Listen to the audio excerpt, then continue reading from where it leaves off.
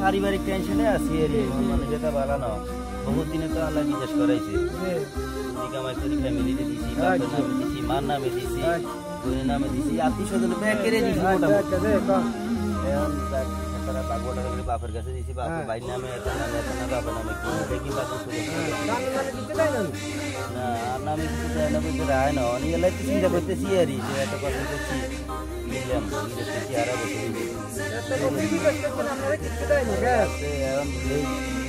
শেষারি অল্প দেখে না যখন চিন্তা করি আহা কি করলাম আল্লাহ করলাম দোয়া করেন আল্লাহ আল্লাহ দিব এইটা ছাড়া তো আর কিছু নাই তারপরেও আমি সকল প্রবাসীর উদ্দেশ্যেও কই আর আল্লাহ যারা বাইরে প্রবাসী আছেন বিদেশি বিদেশি আছে একটা করে কই আপনারা কামাই করেন বাপ মার হোক বাইর হোক বোনের হোক ব্যাগের হোক দিয়ে তবে নিচে হোক কিছু হাতের মধ্যে রাখি একদিন হাঁটাই দিয়ে আর মতো না যায় এ হতে হতে ঘুরিয়ে না বাপের কম যায় না মারে কম যায় কেউ আর কষ্ট ওনার বুঝে না হুজুর